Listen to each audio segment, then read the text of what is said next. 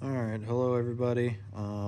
Today I'm going to do a shop tour because on my last video, it was a couple months ago, I did a toolbox tour and some people were wanting to see the shop.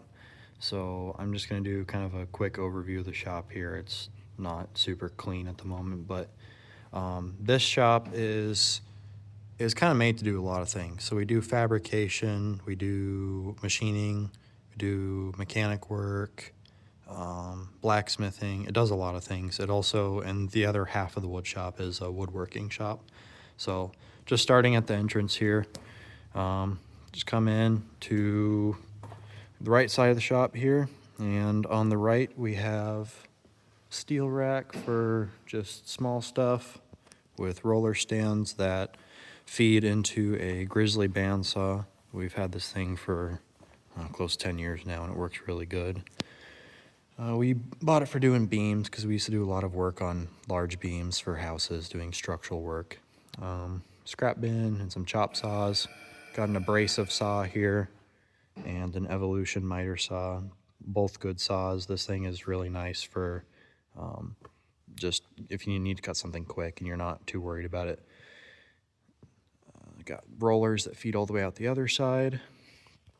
And back here we got the plasma cutter. We built this ourselves using a kit from, what is it, Cian CNC. We just bought the computer and all the motors and stuff and built the table. This has been a workhorse.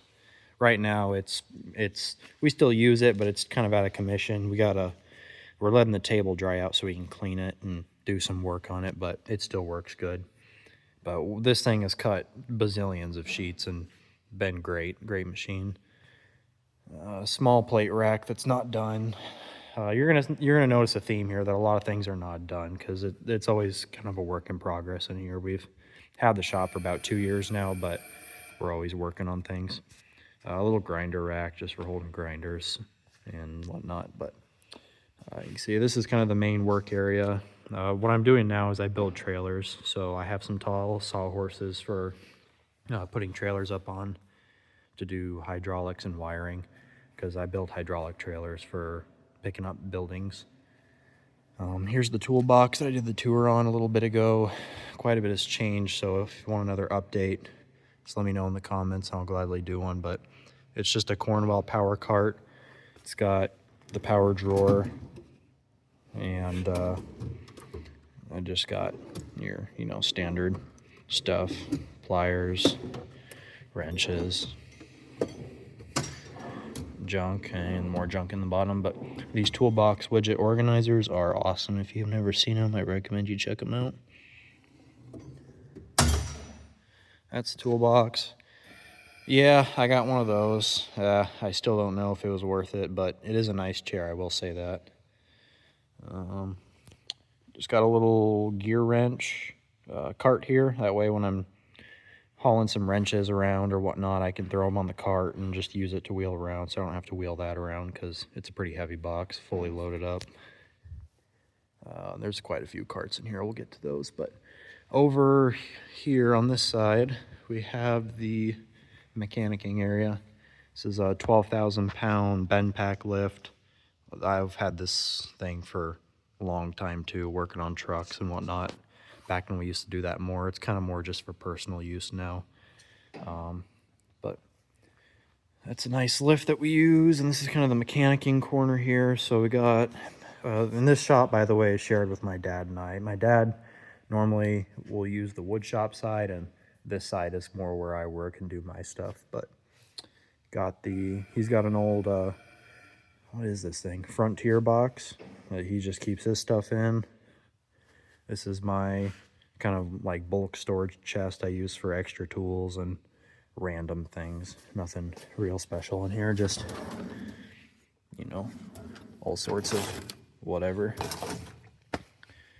And got a little shelf just for storing fluids, oil, brake fluid, everything you can think of.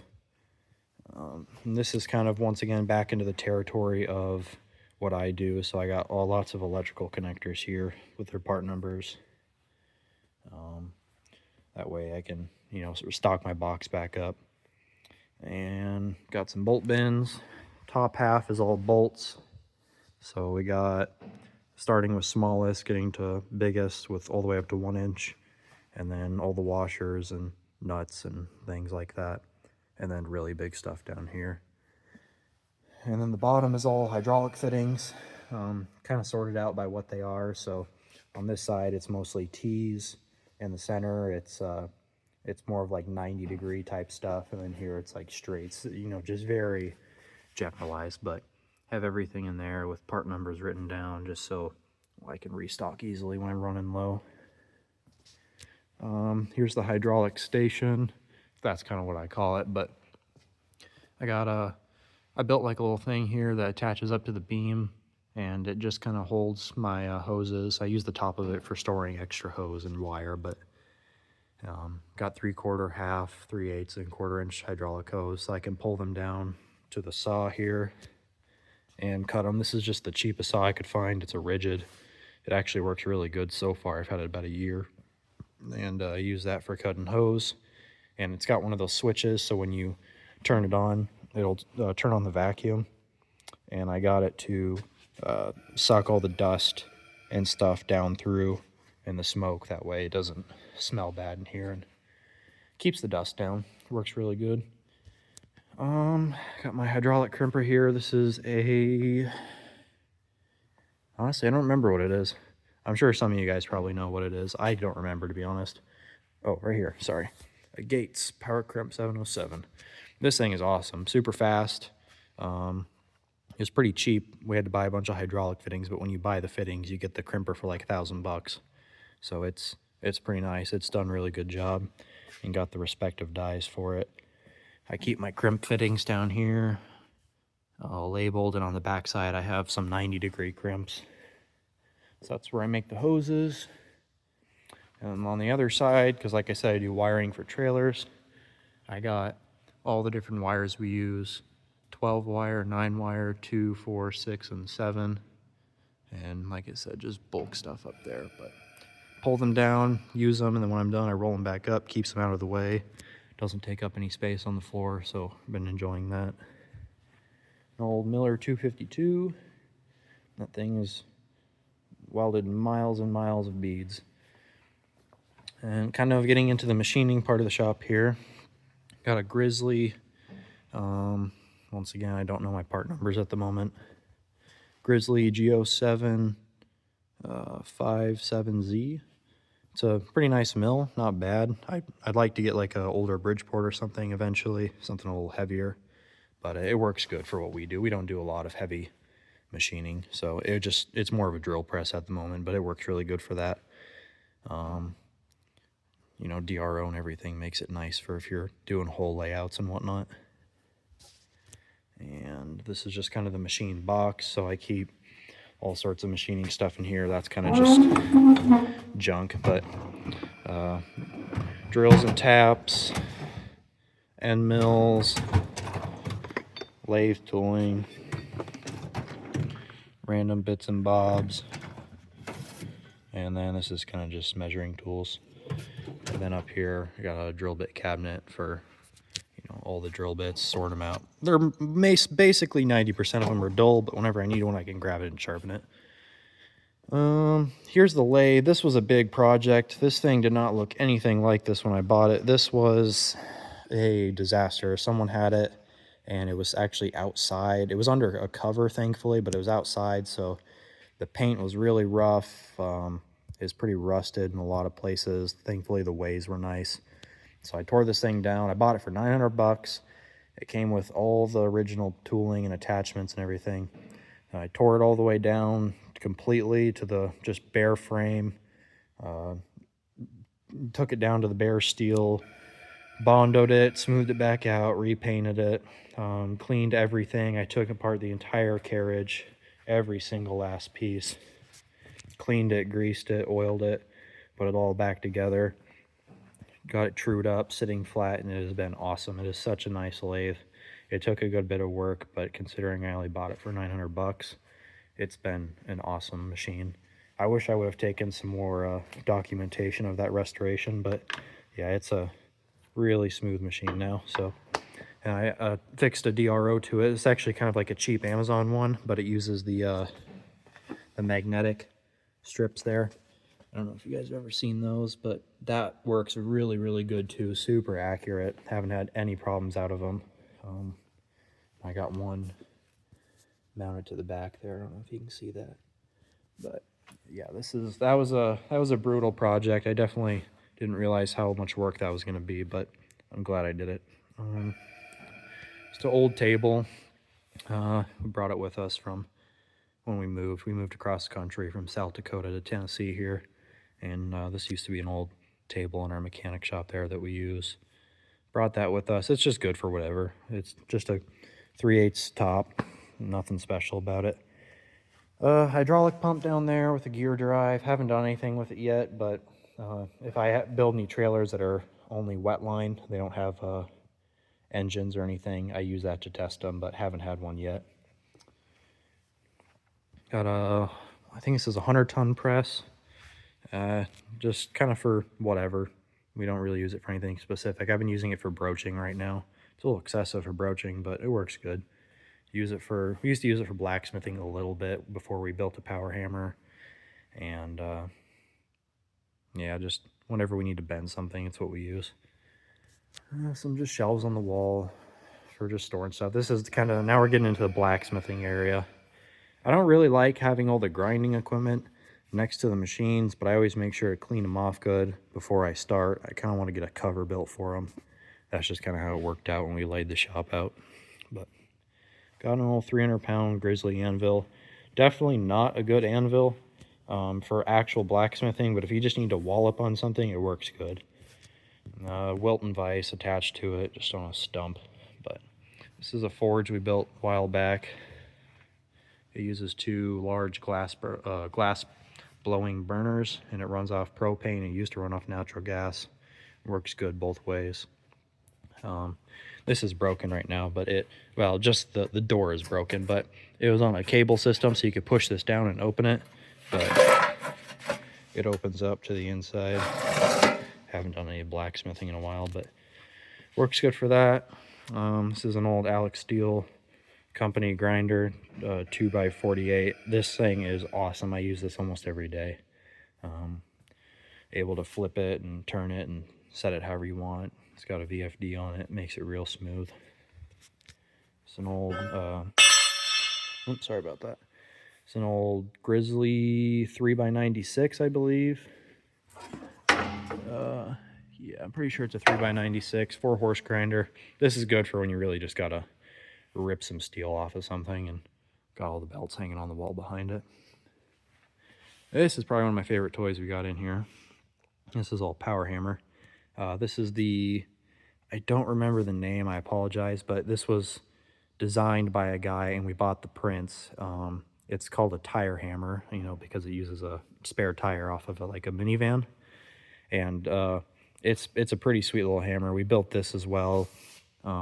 This thing works great. You just flip it on. It runs that motor. And when you press the pedal, it pushes the motor into the tire.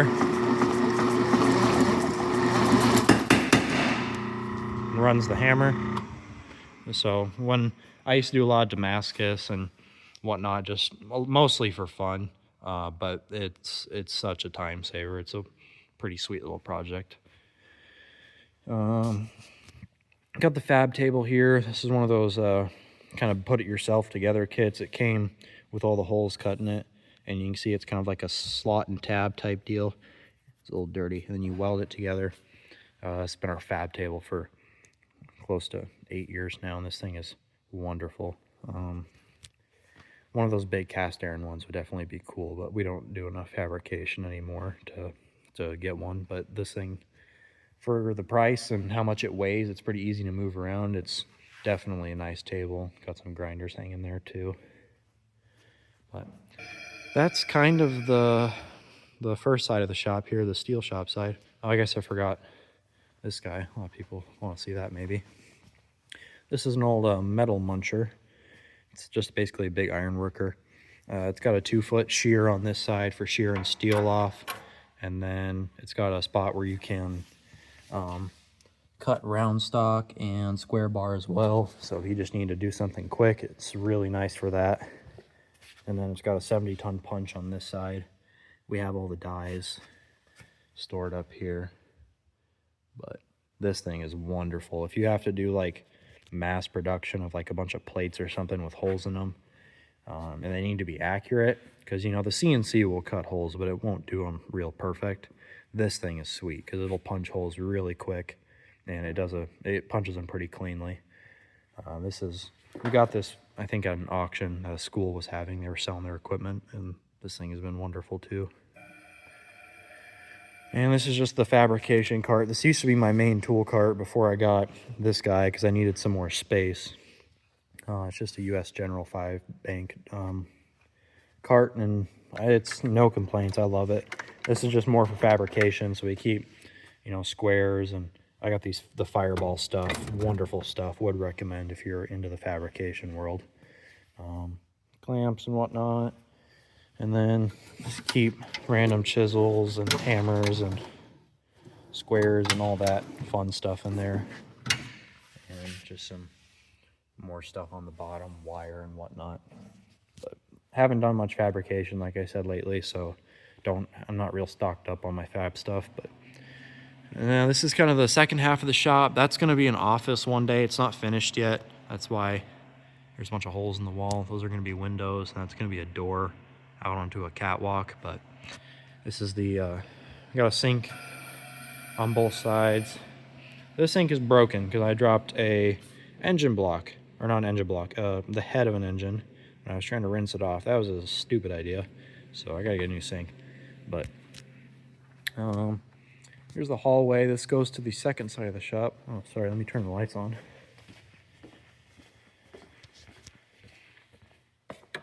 There we go.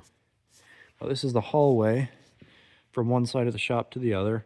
That's kind of our junk hallway. We like to put fun signs and whatnot up. We just like to collect, you know, goofy things and put them up in here. So if anyone's interested in that, there you go. Here's the wood shop. It is, like I said, I don't do much over here. This is more in my dad's world. He does lots of woodwork and builds cabinets and whatnot. But he's got this all plumbed up to a central dust collection system, which is out that door there, but the filters are there. And it kind of goes through all this ductwork that's hanging from these joists and keeps it fairly dust-free. You're never going to keep a wood shop dust-free, but it helps a lot with some of the machines. If you guys want to see, you know, any more information or in-depth on the wood shop, I can do a more of a review, or not a review, sorry, more of a tour on this side and get in depth with some of the machines. But like I said, not really my world, but if you want a tour, I'll gladly give you guys one. Another sink on this side as well. Once again, unfinished, but this is going to be a butchering room for processing animals, because we've got a farm here. But there's going to be stainless steel tables all the way around for processing animals. And then this is going to be a hanging room, a freezer room. So we'll keep it 40 degrees in here, and you'll be able to hang cows and whatnot in here. But that's later down the road.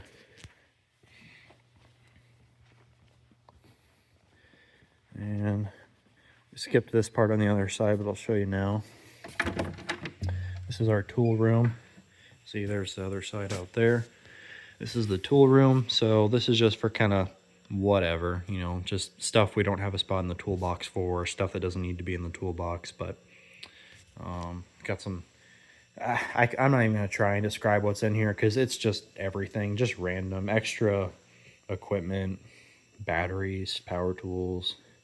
There's an extra welder, tube bender, TIG welder, lots of business files that we're not allowed to throw away yet. Just everything you can think of. This is my favorite part, honestly, of the tool room. Got the fridge, keep it all stocked up. Got the air compressor and the dryer, an old washing machine that we got for free. Use this to wash shop rags and or like really dirty stuff you don't want to do in the house. Water heater, and then a little bathroom here. Doesn't have a sink yet. Once again, not done, but just a little bathroom. And whenever the upstairs does get done, this will lead to the upstairs. And I guess I can go up here and show you. Not really much to see, just an empty room at the moment, but so you can see once again windows to both sides of the shop, and that will give you a view, and then there'll be a catwalk on both sides so you can walk out and throw a pencil at whoever's working in the shop for whatever reason you want to.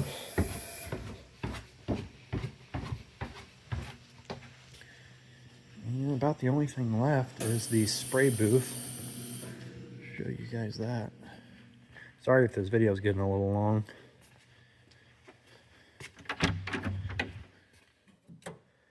So this is the spray booth. Once again, super dirty at the moment, but it's got a door to the outside so you can pull a vehicle in if you need, but this is just to kind of isolate all the fumes and the dust. And I mean, you can see it's